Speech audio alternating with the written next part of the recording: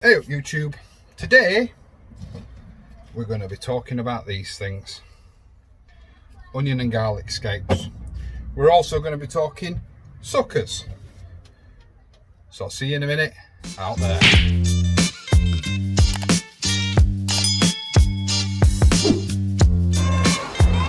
Good morning YouTube.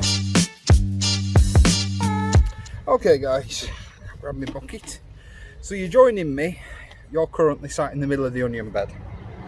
I hate wearing hats, they don't suit me, but you know, I'm getting old, I'm getting thin, kids don't help, so I need to keep the sun off my buns. Right, what I'm going to talk to you about right now are these guys here. Now you're in the middle of the shallot bed. Now these guys right here. You guys are currently sat in the middle of the shallot bed. Now normally, if your onion sends up, now these are called scapes. Let's start with that, eh? Rotate you around a bit. These are a bit better. That's a bit better, isn't it? Can angle you up a bit more now. Yeah, these guys are called scapes, and all they are simply, chicken wants to have a word. All they are simply is the flower of the onion, or in this case, shallots. They look the same pretty much on onions as garlic as leeks, probably because they're all the same family, eh? They're all alliums. I think not only do the chicken want to say hello, but the girls are going to come say hello in the background. Hello. There's Charlotte. Rose is not on camera yet.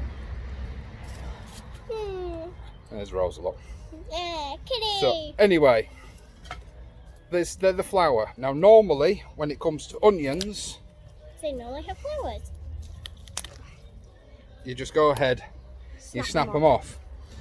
Normally also you wouldn't let them get this big. The onion has put a lot of effort into making this. And when it comes to onions, normally that means that the onion isn't going to grow anymore. Now I don't know if that's still the case with shallots. What it also means is they won't keep as long either, because essentially that was the middle of your onion. So you're going to have a hollow bit. Now in my case it doesn't really matter, especially with shallots, because they either go straight in the pickling jar or they get chopped and frozen. I'm just looking inside. That's fine. Or they get chopped and frozen. But ideally you want to pick them off when they're that sort of size, when they're tiny. They're pretty obvious to spot. I can Now, see one. like I say, go on then, snap it off. Okay. Yeah, there you go, well spotted. Now, what you can do with these, especially the ones from garlic, just snap it, shut Rosa. Doesn't matter. That's it. Pull. Snap and pull. There you go. Yeah. Sorry, it's hard to keep my train of thought. Now, if you wanted to collect seed, you could let these flower, let it pollinate, and maybe you get some usable seed. I don't know. But right, sorry, I'm losing my train of thought here. Normally, once an onion has flowered or sent up its flower shoot, you guys are going to keep snapping them off. Here you go then. The onion means that it's not going to grow. It's not going to grow anymore. And normally, what you then do is you'd harvest the onion, and you'd call it a quit for that onion, and you'd use it as quick as you could. Now I'm not too worried, like I said, because my shallots either go straight in the pickling jar, or they get minced and frozen to use as an onion paste in curry bases and sauce bases and things like that. The ones that come from garlic, I've not tried it yet, but the ones that come from garlic, apparently if you fry them up in a little bit of butter, apparently they're absolutely delicious. The ones that come from onions are, I don't hear of people doing that, so I'm not going to try it. But apparently the ones that comes from garlic do. I've just tasted raw. All my elephant garlic have done them as well. But like I said, with the garlic you leave it. I've tasted one off the elephant garlic and it's not unpleasant. It's a little strong on the elephant garlic, but it's not unpleasant. So yeah, with garlic, it will continue to grow after it's sent up that scape, because the scape comes out of the middle of between all the bulbs. It doesn't come out of the bulb itself. With the onions, it's the onion itself that's sent up its centre up to a flower. So I can see one right there. She's got it, doesn't have to be low down, it's fine. So do take them off as soon as you see them. If they're on your onions, harvest the onion and use it. Either use it as a spring onion or chop it up. Like I said, I tend to put mine through a blender. Don't close that. I'll do it gently. And Onions are really send them through a blender and freeze them as an onion paste in a vac bag. But that's a video for another day. We'll do sort of. I do intend on doing cooking and preserving. This one's not one. So the next one, the next stage, what we're next doing today is we're going to go talk about suckers. I'm putting it off because the polytunnel is red hot. It's always red hot when it's very sunny.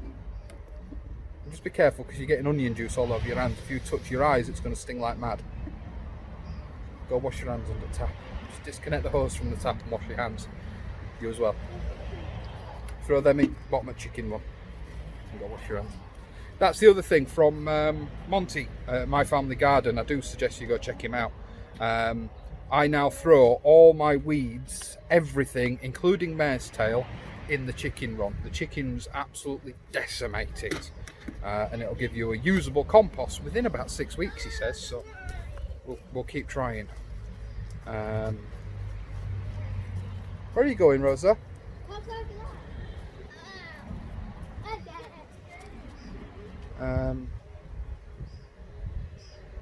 So we'll give it a go. Do check out My Family Garden, excellent channel. And if you watch Gardener's World, Monty from My Family Garden was one of the first YouTubers this year on Gardener's World. So do check him out.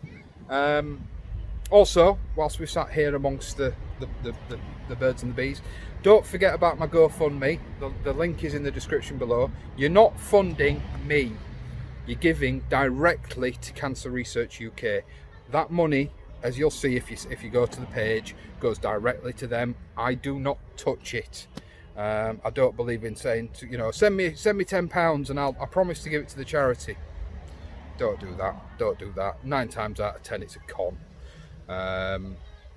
Even raffles and things like that can be done via GoFundMe. GoFundMe tells me who's donated what. So it's easy enough to monitor, and it means that there is no question that the money has gone to the charity. Yeah, I've seen some questionable auctions over the last few months, questionable raffles, shall we say, from other channels.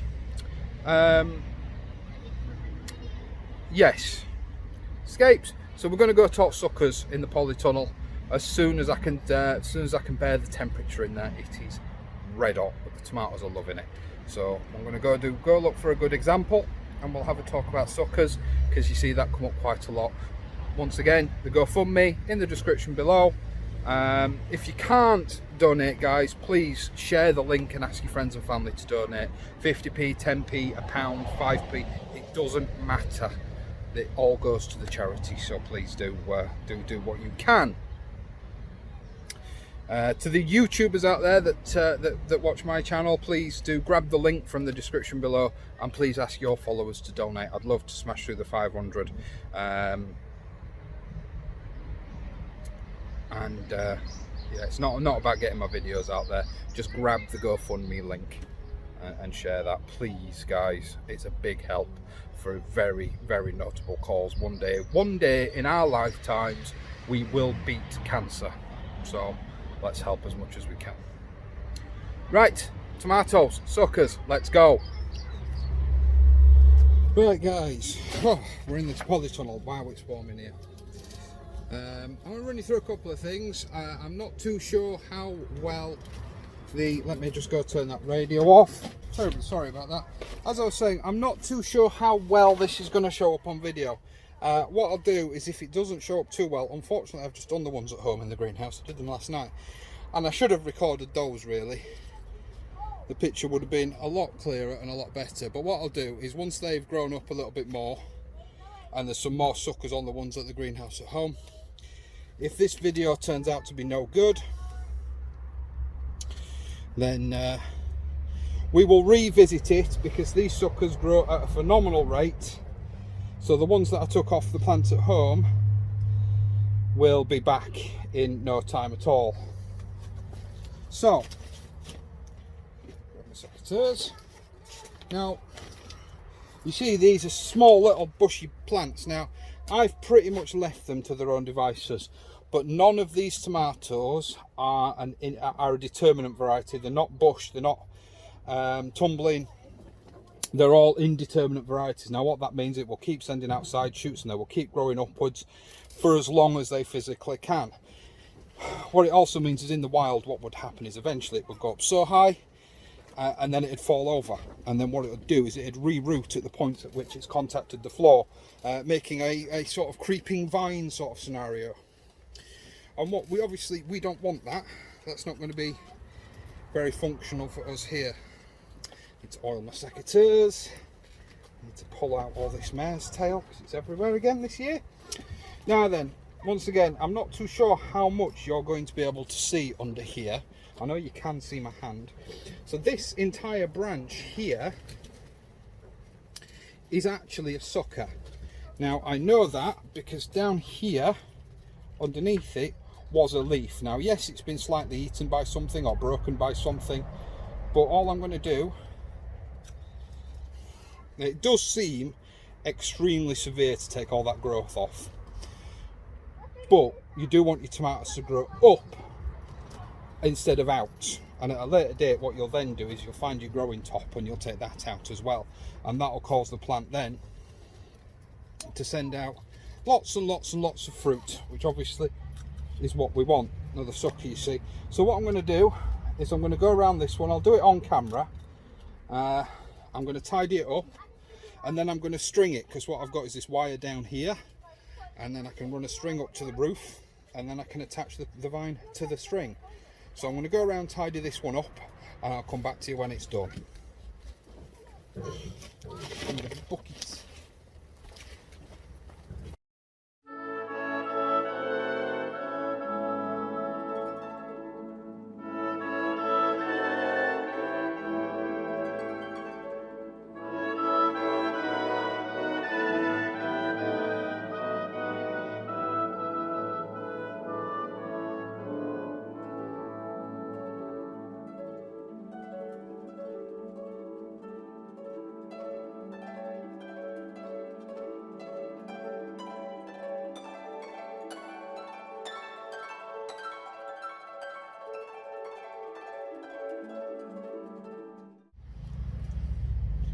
What I also do, although it is a little early to be doing this, is any low growth I also take off, sort of the bottom few inches. It just helps give the slugs something, or remove what the slugs might use to make a happy home. But I don't want to do that too severely at the moment because these are still quite young little plants. There's a sucker in there. Now these are all quite extreme. They've been left a lot longer than I normally would have left them. See, that plant's actually, I think, done. There's a little one in there. I need a piece of string. I need a piece of string. Leaf, yeah, and the growing tip's up here, look. So here's your growing tip. Now it is easier to not let them get to that state. But you see how that's a lot tidier. And you can see then how I'm able to plant them so close together. Because all you want is this one central vine leading up, and there you go. So I'm going to work my way through the rest of my tomatoes. The other thing actually I haven't mentioned yet, the other thing, important thing, is to not leave the trimmings on your ground. Otherwise you will encourage slugs and aphids and things like that. So obviously don't leave them on the ground. So I'm gonna string it now for you guys on camera. Supporting your vine tomatoes is quite important, whether you use bamboo canes, whether you put string underneath them. When you plant them, they're all perfectly viable options. So stringing your tomatoes is important, otherwise it will, like I say, it'll fall over. Because what it's designed to do is fall over and then reroot itself. Whether you use canes, whether you use string, your chosen method is entirely up to you. I'm trying this one this year because I haven't been able to get any canes, and because they're all in a rather handy narrow raised bed, means that I can do this, and obviously there's a beam above them as well. But I'll show you my stringing method in more detail once I've got them all done, because it's a job that needs doing today, because as you saw with that one that we've just done, they've got a bit carried away. So I'll get them all strung, get them all trimmed and strung, and then I'll come back to you.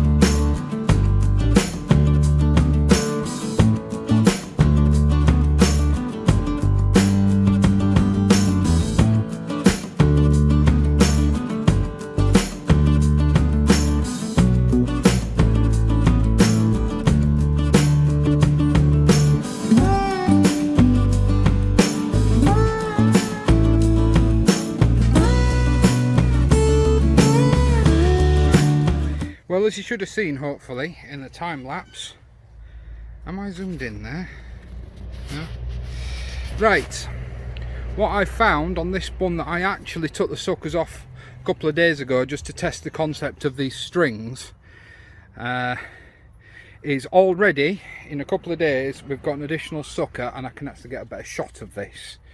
So as you can see, this here is the sucker. So you've got the leaf, which is just a leaf, and then you've got a branch or a sucker which has got leaves and it's got nodes and it's got joints in it. All you do, snap it off, and it's as simple as that, guys. Whoa, but man, is it warm in here. But I've managed to get all mine done and strung. So I've got rid of 99% of the suckers. Look, there's another one. So try and get that one in view. Oh yeah, there's another one, look. Now you can, I suppose, leave them on, but you'll end up with a lot of green and not much fruit. So I'm going to have to start feeding these guys soon. They've got a granular feed.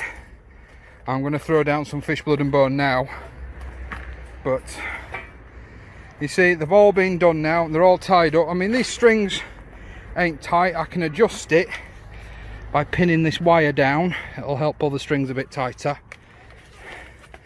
but I'll cross that bridge if I need to, because I've got that beam in the middle that I can ping it down on, or I can just try and adjust it down here at the turnbuckle. I can try and pull it a bit tighter and it'll pull these strings tighter again, because obviously the first ones that I tied are not that tight. But it doesn't really matter. I mean, they're not that exposed to the wind or anything in here. As long as they've got enough support to not fall over, they'll be fine. And obviously most of these onions now, which are looking pretty damn good actually, this is the difference between heat treated onions and not. These guys are in a polytunnel. Normally growing these guys in the polytunnel would cause them to bolt and go and run straight to seed, would cause them to flower, as we've already been talking about the escapes. But because these are all heat treated onion sets, there's not a single scape in sight. Actually, before we move on, I'll just nip down the end there just to show you. Obviously you've seen me doing all the strings on these guys.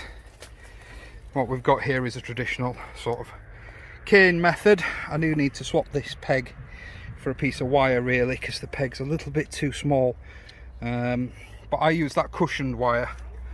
I've got all my cut pieces from last year, but I couldn't find them, so haven't used them yet. But I'll just bundle them all back together at the end of the year when I take the plants down, and they just go in a box, and then they come out again the following year. So yeah, I'll see ya back in the shed. I'm going to do some planting in here, but I'm not going to record it because I don't know what I'm going to put in, and I've got some. Hey dear guys, right, well, back in the shed.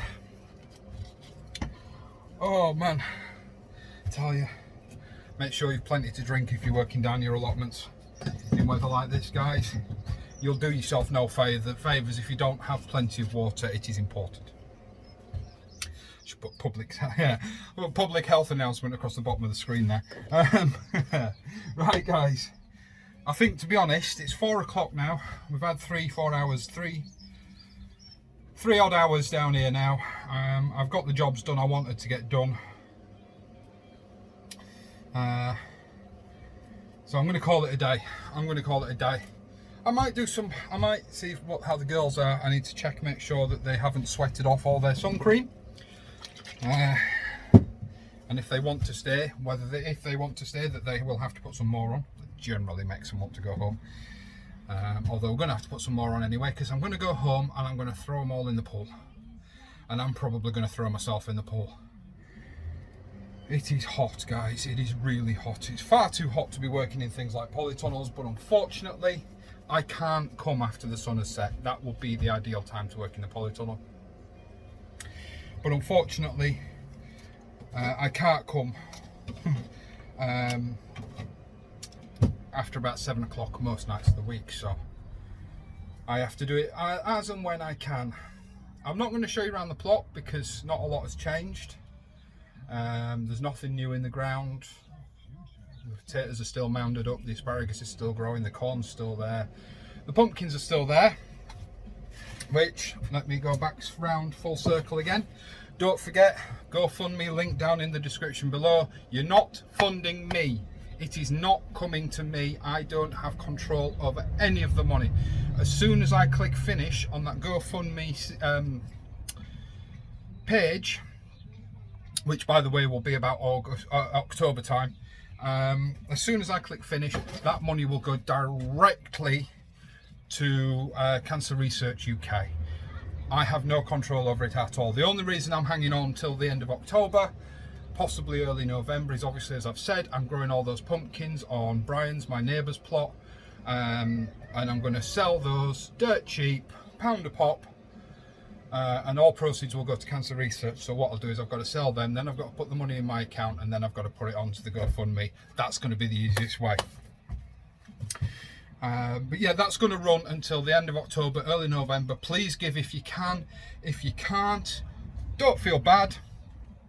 You can send the link to everybody you know and say, please will you subscribe, please will you not subscribe, please will you click on this link and give 10p, 20p, 50p, £5, £10, whatever you can to Cancer Research UK.